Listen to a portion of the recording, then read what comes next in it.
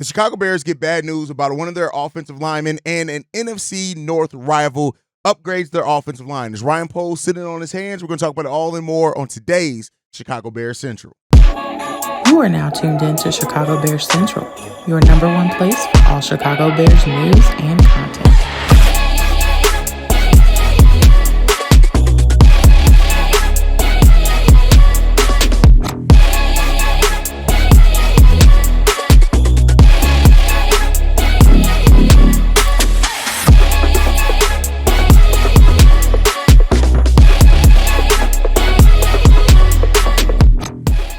What's going on, Bears fans? Welcome to another episode of Chicago Bears Central, your number one spot for everything Chicago Bears related. I'm the host, Haize, but more importantly, you guys can follow the channel at Chi Bears Central on every social media platform we happen to be on. With that being said, let's go ahead and get into this content for today. And I want to start off with this. So we got news that Bill Murray is going to be placed on IR for the Chicago Bears. And with this being a pectoral injury, it could mean the end of his season very well, right? And so that means a promising depth piece for the Chicago Bears, which Bill Murray has definitely turned into, can now be taken off the board for the Chicago Bears. Now, with Ryan Bates coming back, things like that, maybe the Bears are, hoping that they can fill that hole in a different way. But I think ultimately, like, the Chicago Bears offensive line, even though it was improving over the previous 3 weeks before the game against the Washington Commanders, we've now seen that against the formidable teams in the NFC, especially in this NFC North, we do not have enough, right? And so while we're losing players that have been productive for us, it really does suck. Now, getting Ryan Bates back could be big for the Bears, depending on how long it takes him to really get in rhythm. Kieran Amagaje, who stepped in for the Bears in last week's game and played about 70% of the snaps, still looks really raw out there. So, the Bears are going to have to figure something out unless, at this point, the Chicago Bears is just going to ride out with what they have.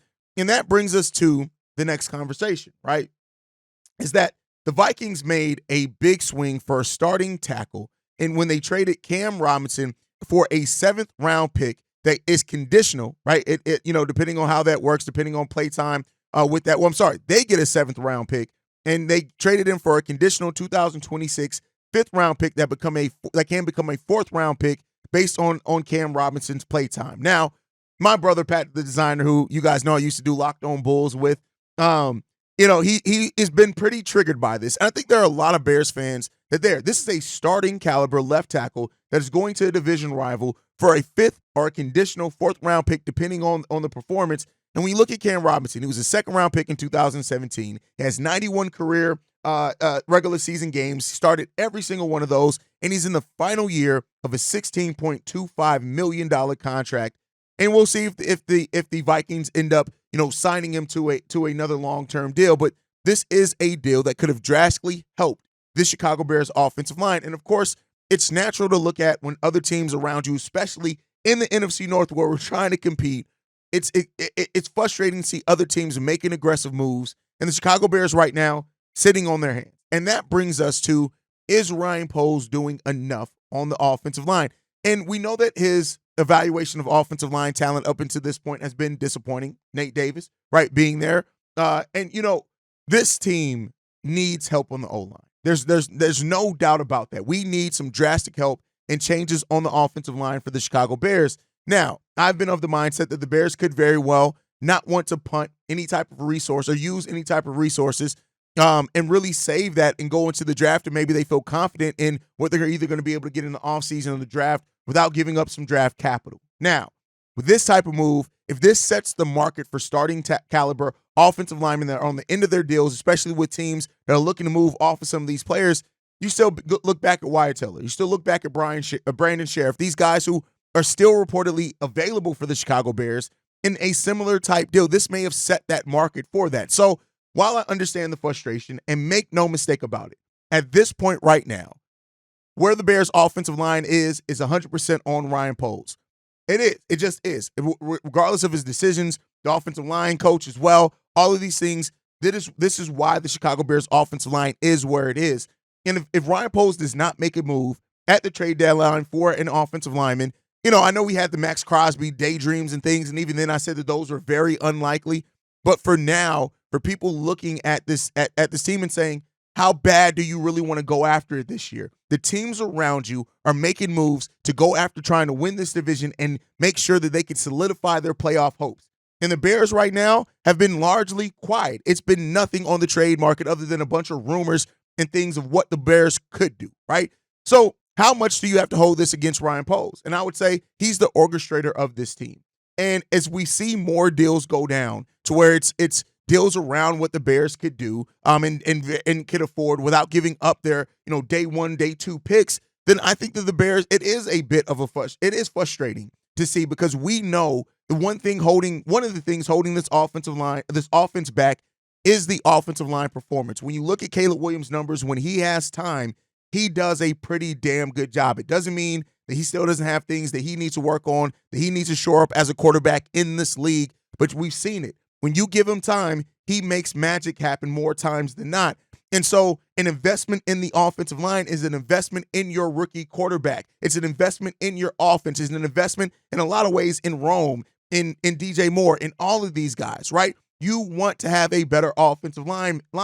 And so, yeah, it's a bit frustrating. Yeah, it pissed me off initially to see the Vikings of all teams making a move like this after they lost a player that went down on their offensive line, and the Bears are just sitting there. We got Tevin, Tevin's always going to get hurt, sometimes miss a couple of plays, whatever, not finish some games. Braxton Jones luckily dodged a major injury, but he could still miss a week or two. We lost Bill Murray now. What are you going to do, Poles? Because this offensive line that was trying to be held together by duct tape, hope, and ignorance is just not holding up. And the tests are coming. We keep saying it, and I keep drilling it home. The biggest test of this Bears team and this offense and overall everything that's going on, it hasn't even begun to hit yet. And so Ryan Poles has been aggressive at the last 2 trade deadlines. We need Ryan Poles again. And yes, it's initially frustrating right now, but Ryan Poles still got time. Poles could end up swinging a deal. He could end up swinging a deal in the next couple of days that we could all be like, all right, bet we see the vision now, right? But something has to happen. If this team, and this is all in the framework of this, if this team truly wants to go after, to make their move this season and try to go after a playoff, right, appearance, you can't sit on your hands, not with what we've seen here. Not with what we've seen here. Maybe if you squint your eyes hard enough, you can think that you're seeing a playoff caliber offensive line, but we ain't fucking got it, right? And so it is up to Ryan Poles to get off his hands. It is up to Ryan Poles to be the aggressive GM that we've seen in the defense and other positions and go out there and get a position of need, and that is the offensive line. It don't matter the position at this point, whether the guard, tackle, or center. Go out there and get somebody that's going to help up the standard of this offensive line, help the performance of this offensive line, and get us in a place, because at some point, you can't blame the pieces that you have. They've shown you who they are. Believe them. Go out there and do something to make it better, right? And no, I'm not saying that they need to make a move just to make a move to give up an asset, but there are guys that are out there that are available that you could get. All you got to do is make the call, right? And pull the trigger. And we already saw it, right? And unfortunately, you guys know, I think Ryan Poles has overall done a great job. But it's not like we haven't seen the mistakes by Ryan Poles. The Claypool trade, a mistake. Not taking the trade for Velus Jones that you got that call in the offseason, in the preseason. You didn't take it, right? Now, look, he went up going to a Jacksonville Jaguar team for nothing, where reportedly we would get offered a 5th-round pick. That could have been something that you could have used for draft capital to go out there and get your offensive lineman. Of course, it's hindsight, but we need the Ryan Poles that's aggressive. We need the Ryan Poles that's been a visionary. We need the Ryan Poles who goes out there and shows that he wants it, right? And he still has time. I'm not going to be one of those guys that act like, oh, my God, it's all done because we didn't make the trade before the Vikings. You still got time. You still got 6 days to go out there and make something fucking happen. Go out there and make it happen, right? You're leading this team. You said it. You set the standard. Take the NFC, take the North, and never give it back. We ain't even got close to taking the North yet, right? We're still eating off the crumbs in the NFC North at the bottom of the division. We need better. We need better on this offensive line. Caleb deserves better. It doesn't matter who the quarterback of the Bears. They deserve better. DJ Moore deserves better. Keenan Allen deserves better. Roma Dunze deserves better. Cole Kmet deserves better. DeAndre Swift-Roche, they all deserve better. An investment in your offensive line is also an investment in the talent that you brought in here, the coaching staff that you brought in here to coach this talent. It's an investment in that. So it's not just a move in an echo chamber or whatever in a silo. of just this one singular move. Making moves to strengthen your offensive line helps everything. Now, the question is, as well, you guys know I like to talk about everything from both sides. Is there a realistic deal out there that strengthens the offensive line enough? That's the question you also have to ask yourself. Is there a deal that does it enough, or is it just something that you can bring in some talent, but this offensive line is so far gone that we still end up getting bad performances? That's a fair question to ask, right? And I think that that's a fair one. Again, zooming out and not looking at it just in my Bears fan mindset and looking at it more so from the perspective of a franchise.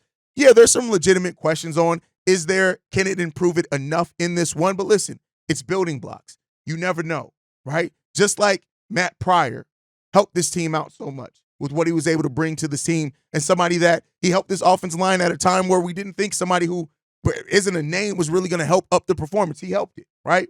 Ryan Bates can help it, right? So it's about also how the pieces fit together. Polls, you can't sit on your hands. Not while the teams in the NFC North and the Lions and Vikings, these guys are making moves to strengthen and improve their team for this stretch that's happening after week 11.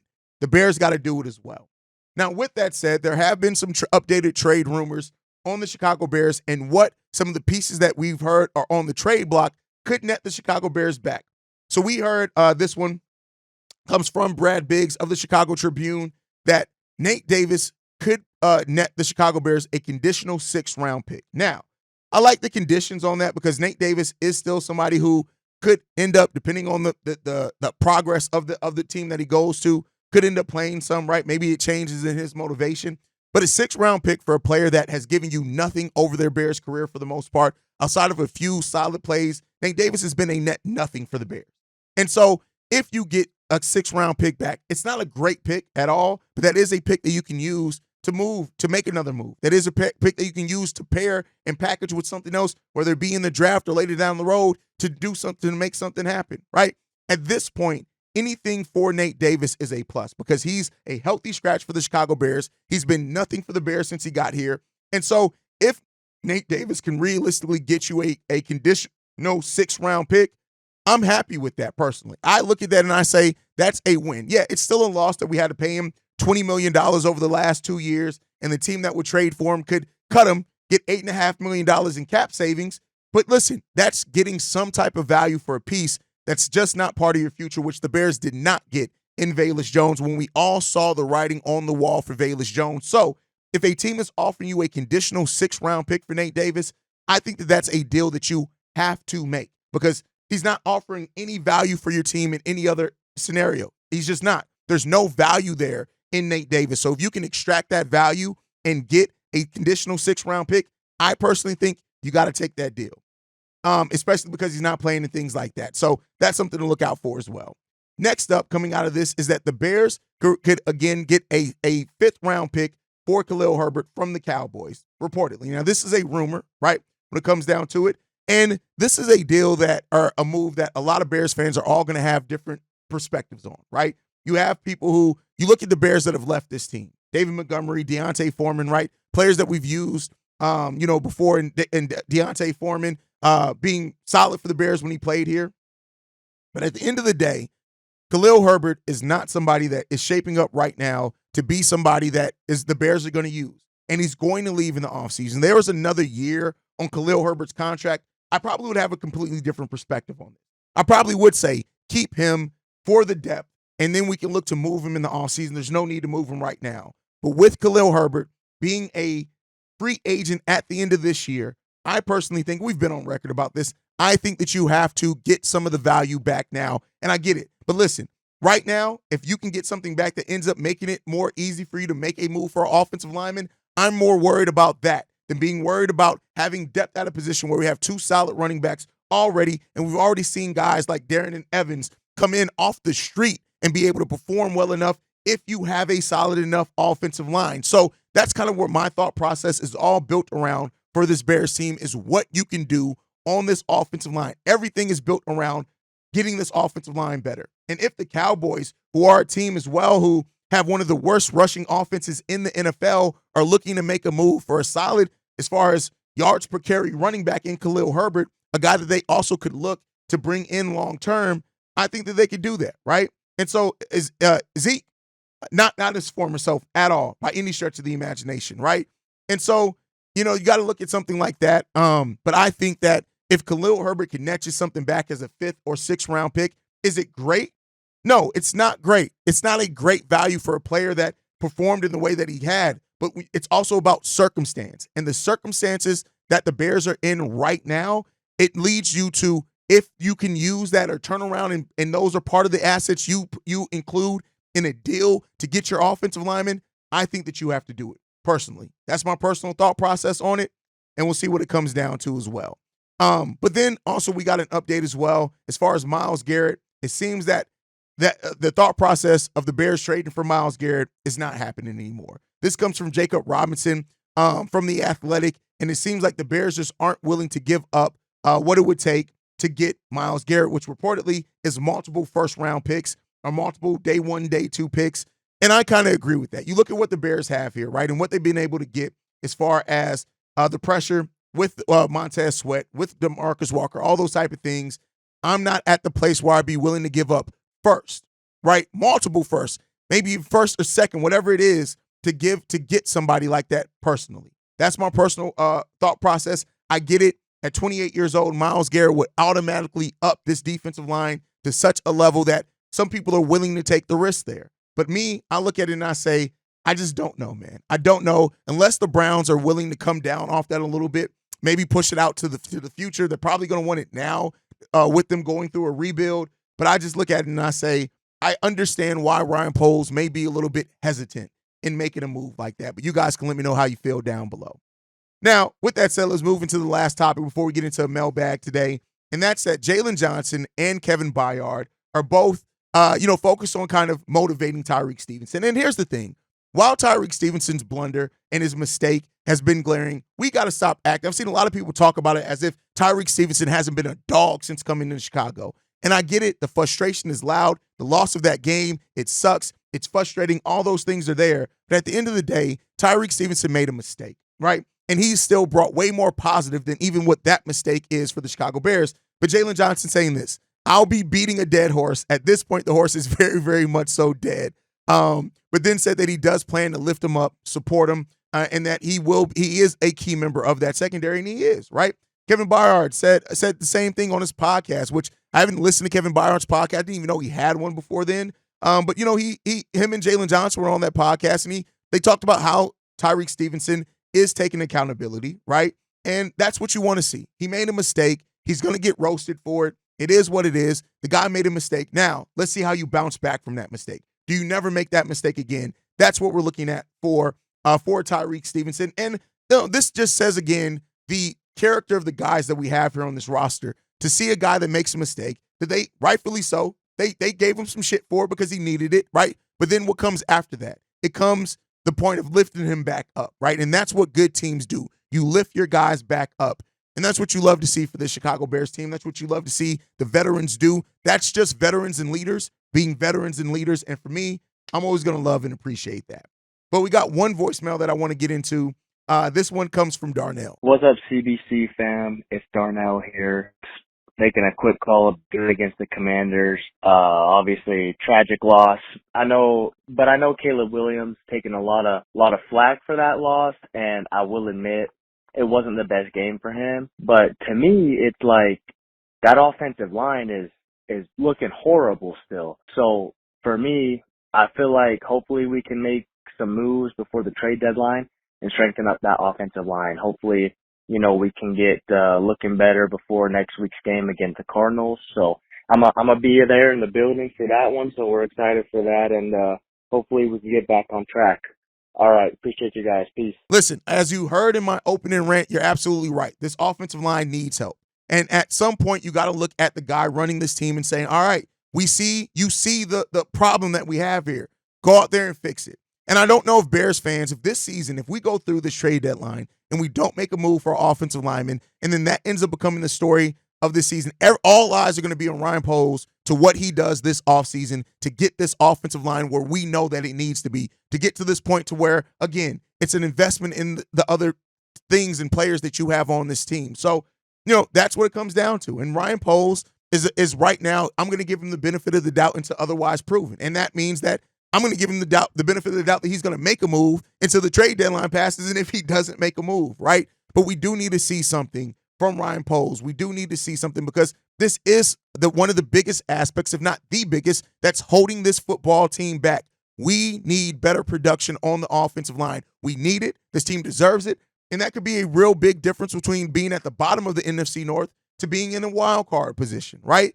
And so let's see what Ryan Poles goes out and does. Like I said, I'm going to give him the benefit of the doubt for now until he doesn't do something. And even then, all eyes are on what you do in the offseason at that point, player, because listen, we know and we see that this team needs improvements on that O-line. There's no way around it. We need this O-line to be better. We need to be in a better place. We need better talent. Your evaluation of the offensive line has to be better.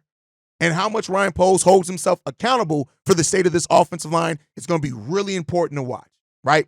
And that's my opinion. But as always, you guys can let me know how you feel down below. Make sure you're following the show at Shy Bears Central. You can send us any feedback, questions, comments, concerns. ChicagoBearsCentral@gmail.com. Lastly, if you want to leave a text message and our voicemail for the mailbag, the number to do so, 773-242-9336. We are the number one spot for everything Chicago Bears related, but that's thanks to you guys. And like I like to end every episode on, Chi-Town up, but Bear down. Love you guys. Peace, y'all. This has been a presentation of the Break Media.